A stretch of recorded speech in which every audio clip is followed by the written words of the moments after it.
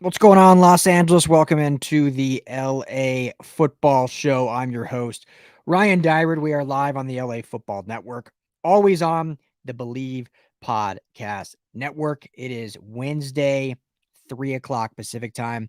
I've been going live at 5. I wanted to try out 3 o'clock, give it a shot, see who we get into here. So drop some comments in. Let me know how you guys are doing. I'm tired. I'm going to be honest with you guys. It's going to be fairly quick show. After the Rams game last night, me, my wife, and my 1.5-year-old daughter packed up the car to drive out to Colorado. We're spending Christmas with my folks out here. So drove straight through the night. Haven't slept at all. Got here, had to do some, work on LAFB Network stuff. Was a guest on a Vikings show as the Rams play the Vikings later this week. And now I wanted to jump on here and do my live show recapping this game. So apologies, a little tired, but I'm excited to be on with you and talk some football as always. Show is brought to you by our new friends at TickPick. Hopefully you've heard of them yet, but if you haven't, the best ticketing agency out there now, and they are partnered with us. There are zero fees. So the price you see is the price you get when you go to my link. It is in the description below. That's tickpick.com/LAFB. tickpick.com/LAFB. If you're going to the Chargers game this weekend against the Texans, or are they away too? I think both teams are away, actually. But either way, whenever you're going to a game, go to tickpick.com, get your tickets there. No fees. StubHub, Ticketmaster, they gouge you with fees. TickPick has none. Tickpick.com/LAFB. All right, today's show, like I said, it's going to be kind of short and sweet, but we got to talk about this Rams big win over the Seahawks. And I will also give you guys a update on kind of the Chargers as they've had some players now going to the COVID protocol. So we will look into that briefly as who practiced today, who did not, heading into the weekend with their matchup with the Texans. And going back to the Rams game, we got to talk about Cooper Kupp breaking records. The dude is just special. So special. It's insane really how good he is and how great this season is that he's putting together. But yeah, we want to look at this game. So the Rams pull away 20-10. Bit of an ugly game. It wasn't, the scoreboard definitely wasn't dominant. The Rams fell behind, or excuse me, they went up 3-0, but then they fell behind 10-3 and came back and tied it and then scored 10-0 in the fourth to go ahead and win it. But it wasn't a dominant game like we kind of thought. And it's funny we thought that because of how many people the Rams were out with, weren't able to practice all week. No in-person practices, all was virtual. I think they were able to do a walkthrough on like Sunday. So no pads on. So you knew there was going to be some rust. I know we're in week 15 going into week 16 now, but anytime you have a full week with zero practice time, you have 29 guys at one time on the COVID list. It dropped down, I think, 18 by game time as they were able to get some of those guys back. But, there has to be some expectations of some rust and some miscommunication on offense. Again, I know we're in week 15 and they're running similar plays, but still every week is different. Every cadence is a little different each week. Coverages are different. So if you're having option routes, like I can think specifically of the interception from Stafford, as Kupp's running kind of, it looked like an option route in the end zone, whether he goes post flag or post corner, or deep post, skinny post. He looked like he went post corner. Stafford threw it just the deep post. So definitely a miscommunication there. I think regardless, it was a poor throw. It looked like it was going to be underthrown regardless if Kupp actually made the read to go post. So I think that would have been picked regardless because it was just a very underthrown football. But things like that, those miscommunication things, it just happens when you're not on the field practicing all week long. I think that's to be expected. So I'm not concerned at all by the kind of low score output by the offense against a banged up defense and a just bad defense. I talked in the preview show that Seahawks have the last ranked defense in terms of yards allowed per game. They talked about it a lot in the broadcast, how they're last in yards, but they're top 5 in points allowed. So they definitely buckle down when it comes to the red zone and in that sense. And so, in that regards, I get it why it wasn't a super high scoring game. I still think the Rams, could have scored more. Throwing an interception in the end zone is one way that's going to, keep that from happening. But Overall, I think this team played well for the circumstances. Stafford finished with 244 yards, had the 2 touchdowns, did have the 1 pick. But I thought, 21 of 29, so pretty efficient. Took some big sacks, unfortunately, on 3rd down. But my biggest takeaway with that is I'd much rather see him take those sacks than try to force some Herculean throw and end up being a pick or a pick 6, like we saw in that 3-game losing streak. So, I know at the time it's frustrating. You throw your hands up in the air, like, get rid of it. What are you doing? Take the sack. But when you look big picture, long term over the course of a 60-minute game, those are the plays that you want to see him make. If it's not there, don't force it. Take the sack, punt the football. Defense has been playing really well. Whatever anyone wants to tell you, the defense is playing very, very well. Still PFF's number 1 graded defense in the entire NFL. Another great performance last night against Seattle. So allow your defense to go make plays. You have Aaron Donald, you have Von Miller, you have Leonard Floyd, you have Jalen Ramsey. Not last night, but you have Jordan Fuller once he gets back off the COVID list. So live to fight another day. Take those sacks. So fans out there that are frustrated by those 2 big 3rd down sacks, think long term. Yeah, it's a bummer. You want to see us convert those, but especially when the broadcast does us the favor of actually showing the field and there's nobody open, we don't want Stafford forcing those. Because when he forces those, that's what happens when we get the interceptions or the pick 6s. So we want to see those. Take the sack, punt it, live to fight another day. Next down and distance, we'll go get him again. And they played, that's what they did. They played a very just efficient football game. Like I said, Stafford 244 yards. They had 123 yards on the ground. Sony Michel leading the way again with 18 carries, 92 yards, 5.1 yard average. He's the unquestioned number 1 back of this team now. Anyone out there that is still pining for Darrell Henderson isn't watching. I know Henderson was out a few weeks, but you just watched last night's game. Who had more burst? Who had more tackle, like breaking tackle ability? Who was more efficient? Who you wanted to see with the ball in their hands because you think they could make something happen? It was Sony Michel.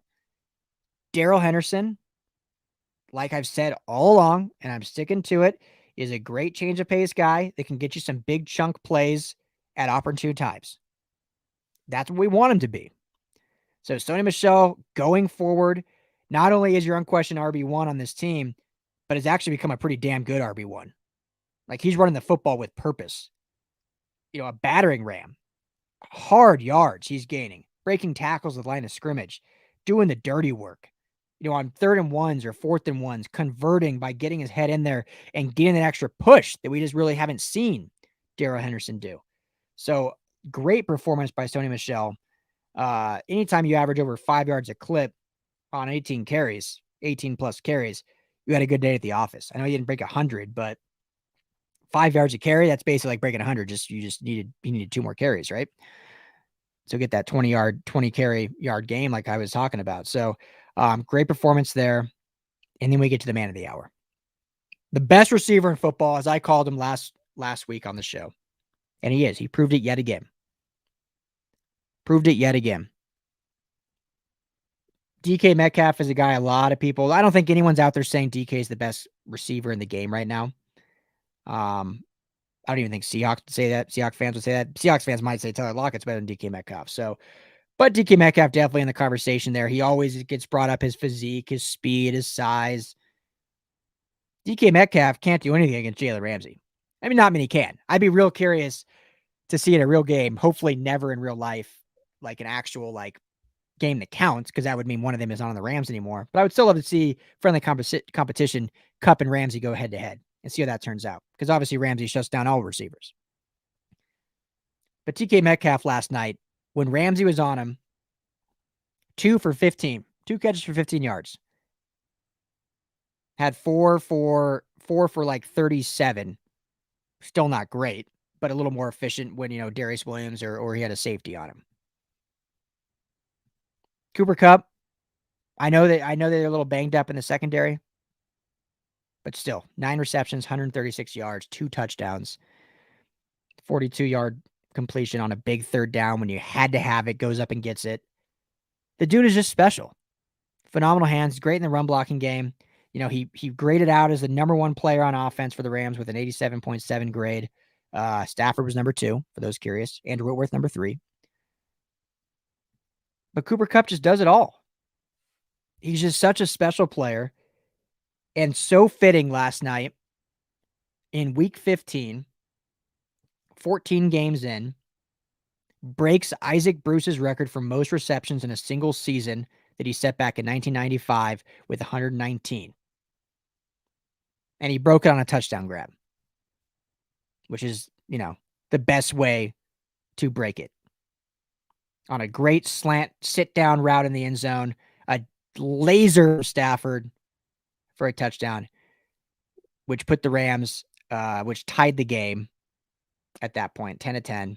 So it was a must-have touchdown anyway in terms of the game, but then it put him at 120 to break Isaac Bruce's record in 14 games. So 2 less games even than, what Bruce did it in. And then obviously Cooper Kupp has the extra game this year. So who's to say what he'll set the record as? It could be a record that might not be broken unless he goes on and breaks it himself. That's just how good he is, how special he is as a receiver, as a player. And he just proved again last night that he is the best player in the NFL, or the best receiver in the NFL. I want to debate people on this. I would love Packer fans. Who else would even be in the conversation right now? Vikings fans, I think Justin Jefferson having another great season. I love DeAndre Hopkins, but I mean, this year, I don't think you can put him in that. I think still just based on his talent and his hands, he's still a top 5 receiver. But this year, I don't think you can call him the best. Who else would you put in that category with him right now? Tyreek Hill, probably. So some Chiefs fans, we get in the conversation. I want to get that going. I want to get a round table. Maybe I'll hit some people up. I'm going to try to make that happen. Get a round table with a Chiefs person, a Vikings person, and a Packers person. And we'll debate Cooper Kupp, Tyreek Hill, Devontae Adams, and Justin Jefferson. If I'm forgetting someone, drop me a comment. If there's another receiver you want to see in that conversation. That'd be a fun conversation, I think. I'd be curious what everyone's reasoning is. Because all 4 are great. I think you could argue all 4 are receiver 1. My biggest argument right now is just you have to at some point give the production the credit. And he's first in every category. He's been first in yards after catch since 2017. So it's not like this is some new anomaly. Like his stats are higher this year than they've ever been. I think that's part of it, having a quarterback like Stafford throwing you the football. Part of it's what he's been in the offense. He was like that even with Woods, but now with Woods injured, he's even more heavily involved. Part of that's just his growth in the offense. This is his 4th season. But he's always been a good receiver. When healthy, he's averaged over 1,000 yards a season. And like I said, since 2017, he's been the yak leader among receivers. So he's dangerous when you get the football. Everyone, when you think of guys dangerous with the football, people think of Odell Beckham Jr. on the Rams. They think of Tyreek Hill. They think of, these speed guys, Stephon Diggs. No one will mention Cooper Kupp, and yet he's first since 2017 in yards after catch. Time this guy gets some more credit than he already has. Special player. Hats off to him for breaking the record. And then just later in the game, capping it off with a beautiful deep crosser route touchdown. Another great pass by Stafford where only he could get it, but Kupp has to stretch his arms out, make a beautiful just hands catch. Like that is a receiver catch right there. No body involved. You have to outstretch, not lay out completely because obviously he caught it and kept running into the end zone, but you're fully extending airborne, almost like the Air Jordan logo. Catches it at the fingertips, lands, runs it in the extra 10 yards for the touchdown. Gets his second of the day, wins me my fantasy game. So, hey, love that too. But it's just special what he's doing. Like, I'm really curious where he's going to finish up. And I think it's safe to say he can absolutely break Calvin Johnson's record and break that 2,000-yard threshold for a receiver. Absolutely could do it. I would expect him to. And I think McVay's the kind of coach, too, that he cares most about Super Bowl, but he also loves Cooper Kupp. Not enjoys him, not respects him. Like, you can see the love there, the brotherhood they've built. Like, watch any press conference when Sean McVay is talking about Cooper Kupp, and he almost gets emotional because of how much he means, both him and Robert Woods. But specifically Kupp, just because we're talking about it right now. Even last night when we're talking about the record, like, he gets emotional because that's how much Kupp means, not just to this team, this offense, but to Sean McVay. So I have no doubt in my mind, if they have an opportunity for Kupp to break that record, that he's going to do everything in his power to make it happen. Winning the game is obviously most important to him, getting a higher playoff seeding. But if that's on the table, it's not going to be one of those where, yeah, we're winning, let's pull our guys. Like, if Kupp needs 30 yards, they're going to go get him the record. Because stuff like that doesn't come around often. Records like that is where you get enshrined in history. And I know some people will say, it's a team sport. Your goal is the Super Bowl. You don't want to risk getting injured. I get that totally. But when you have a chance to etch your name next to Calvin Johnson and Jerry Rice, and you got to go for that. That comes once in a lifetime. And hopefully, for our sake, it comes once a season now with Cooper Kupp and Matthew Stafford. Hopefully. Chris, yeah, thanks for jumping in, man. Appreciate you. Can't wait for Odell to settle in more. Offense is going to be crazy. Imagine next season Stafford and Odell settled in. Couldn't agree more. I was just on a show earlier, a Vikings podcast, and he was asking me about Odell Beckham and what he's meant to this team. And it's been so fun to watch his growth throughout the season because he comes in as the third option behind Kupp and Woods. And so that's like, okay, cool. We can bring him in slowly. He can kind of be that. I mean, Van Jefferson, you could even argue, was 3, and he was 4. So it's like, bring him in slowly. We'll utilize him on certain play calls, let him learn the playbook, get his feet wet. Well, then Woods goes down, and he doesn't have time to get his feet wet because we're short on depth. Like, we need him to have an impact right away.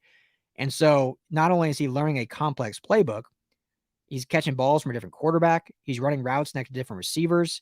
All of it's very, very different. So anyone with their grain of salt knowing football knew there was going to be some growing pains. He wasn't going to come out and just like all of a sudden average 10 catches and 120 yards a game just based on talent. Like, he was going to have to work into it.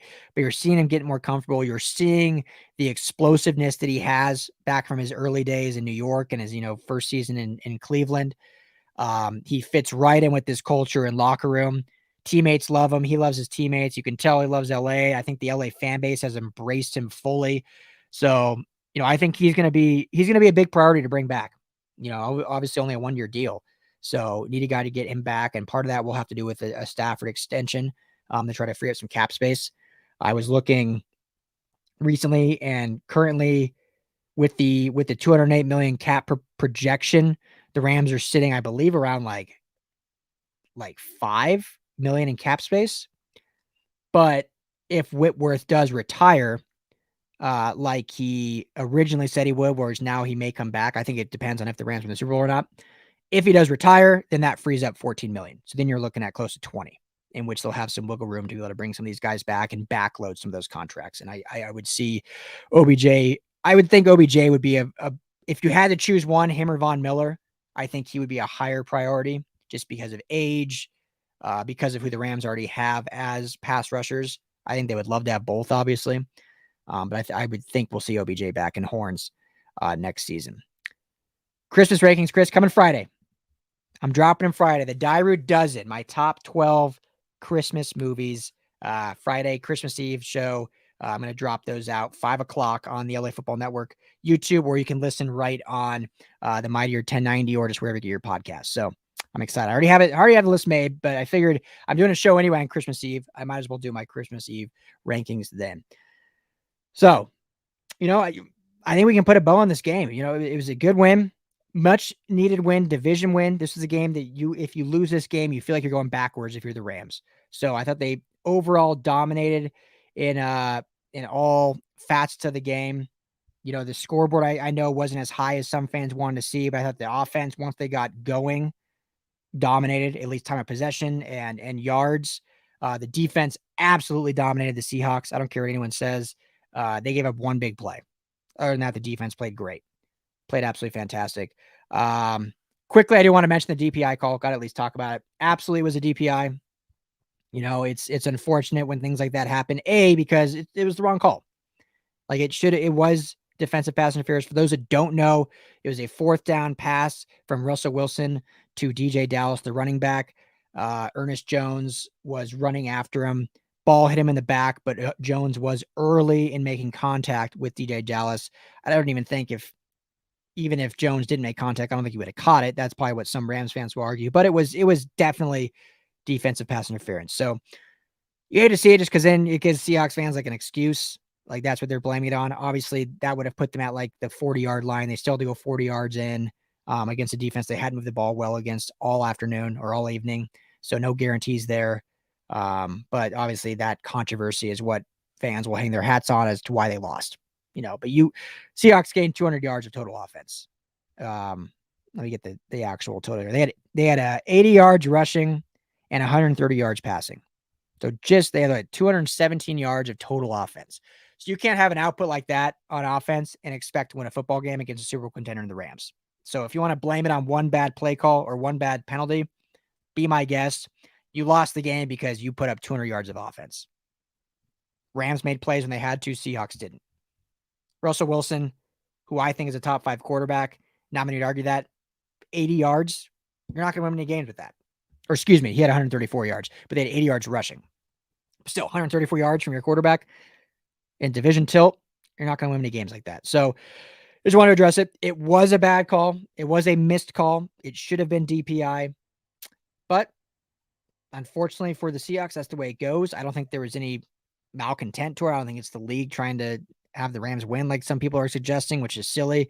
I know that people are talking about that because they moved the game. It's them, just trying to help the Rams out. Last thing I'll say about that too, I've talked a lot about it on Twitter, but before the season started, the league and the NFLPA agreed that the only way a team would forfeit was if an outbreak occurred among unvaccinated players.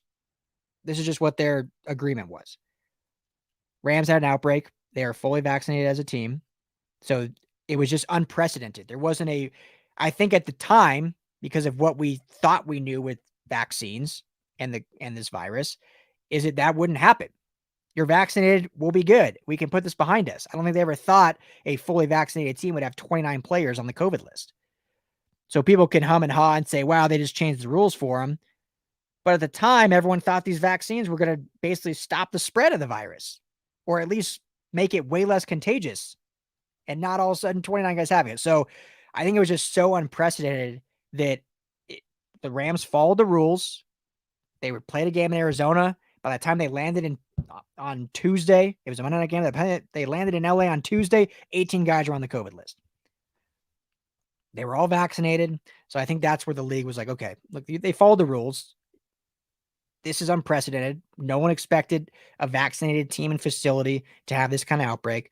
Let's push the game back.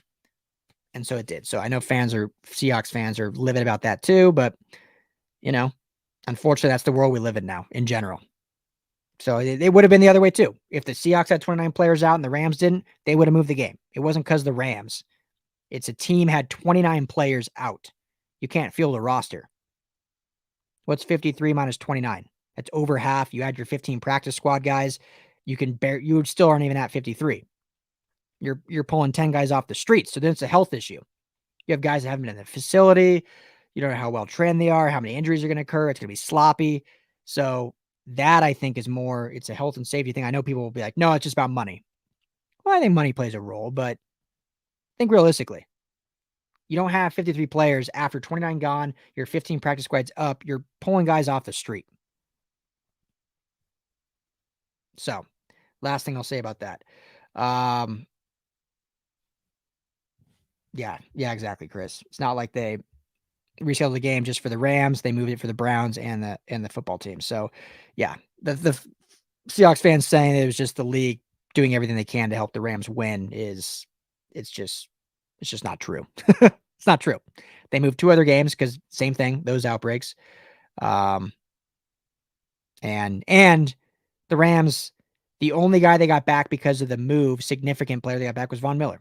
OBJ and Jalen Ramsey were cleared before Sunday. So they would have played Sunday had the game stayed. So they get Von Miller back because of the push. Other than that, no other significant players. They got some depth pieces back as well. But yeah. So that's that. Chris, I want to answer this last one before I do a little Chargers talk and then wrap this thing up. Wonder if the Rams just stick with Nopu and re-sign him on a sneaky deal, or do they maybe dip into free agency or trade for a new left tackle? You're saying if Witt does retire? I think they definitely want to bring Nopu back. I think they've been excited. You could even see last night with him being obviously Havenstein and him both on the list. So Bobby Evans had to play that right tackle position. And I think they saw how valuable Noteboom is, has played well when he's needed to. Now, he's never really been asked to be the true starter. He has started, obviously, but it's always in relief of someone getting injured. Whitworth last year, he played some this year as well. So how he would be coming into a 17-game season, as the unquestioned starter, I don't know for sure, but I think they definitely want to keep him around. And I think they would, like with Brian Allen we saw this year, they would feel comfortable with him as their starting left tackle. I think they would rather do that than go spend a bunch of money on a free agent tackle. So I think if I'm just being real right now in December, if Whitworth does retire, the play would be to have Noteboom back as that starting left tackle. You have Tremaine Ankrum, who can be a fill-in guy really on anywhere on the line, who I know they love there. And then maybe we'll actually see them draft an offensive lineman in the draft. Maybe. No guarantees, but that would make a lot of sense. But don't hold your breath on that. We'll see. But we have all off season to get into that stuff. So, but yeah, quickly with the Chargers, not a lot of new updates here.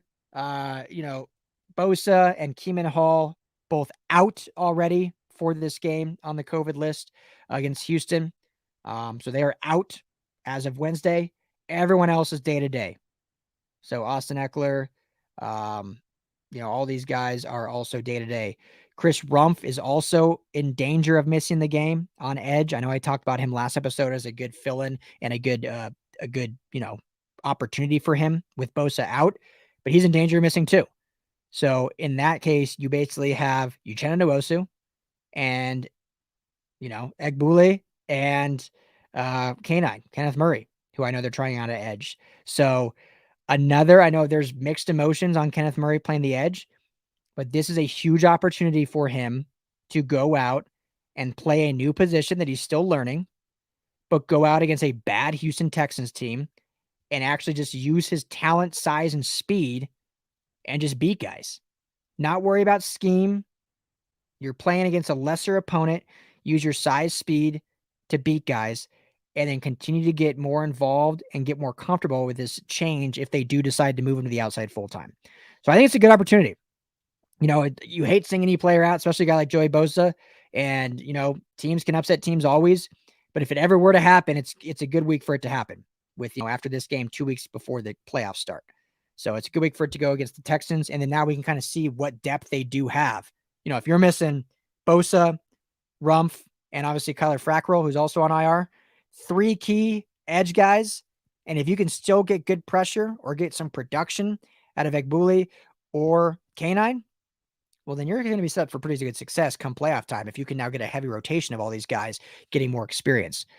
So we'll see. Again, I'm always a glass half full guy, so we'll see how that goes. But yeah, I think that's going to do it for today's show. Short and sweet, 30 minutes. Look at that. Today's show, if you guys out there that haven't done shopping, I know we're getting close to the wire here, 2 days of Christmas Eve. So I don't even know if this will make it in time, but say goodbye to dull gifts. Lightbox lab-grown diamonds are the brightest gift of the year. Using cutting-edge technology and innovative techniques, they've cracked the science of sparkle, creating the highest quality lab-grown diamonds you can find at a light price, $800 per carat. I don't know if you've ever shopped for diamonds. If you're married like me, you have. $800 is ridiculously cheap for a carat. Most real diamonds go between $3,000 and $5,000 starting. So ridiculously cheap. Same chemical makeup as natural diamonds, just grown in the lab. And so because of their process, you can create stones in a blush pink, beautiful blue, as well as the classic white. Visit lightboxjewelry.com to add sparkle to your holiday shopping. Again, it's just 22nd today. If you haven't got a gift yet, you can always try to go order one, lightboxjewelry.com. And then, just gift your significant other a picture of it and say, hey, this is coming. They were back ordered. Make up some excuse, but you can show them that you got them a nice ring. So go make that happen. Also, Golden Road Brewery. Won't talk too much about them, but we're finalizing a really fun partnership deal for this upcoming year that I'm extremely excited about. Super excited to be working with a great Los Angeles company like Golden Road Brewery. So I'll tease that, but just be on the lookout for stuff we're doing with them here in the coming weeks, months, hopefully years, hopefully forever. I think it's going to be really exciting what we can do, and we're building something great with them. So look out for that. But yeah, thank you all for tuning in. This is the LA Football Show. My name is Ryan Dyrud. Make sure to follow us on all the socials at LAFB Network. My main handle is Ryan Dyrud, LAFB. Website is lafbnetwork.com. We are your destination for Los Angeles football. I'll be back on Friday, Christmas Eve, 5 o'clock. We will preview. I got some great guests. I got like 3 guests coming on. It's going to be a packed show previewing this Rams and Vikings matchup, previewing this Chargers and Texans matchup, and also my Dyrud dozen top 12 Christmas movies. That's all coming on Friday's show. We will see you then. You guys take care. Peace.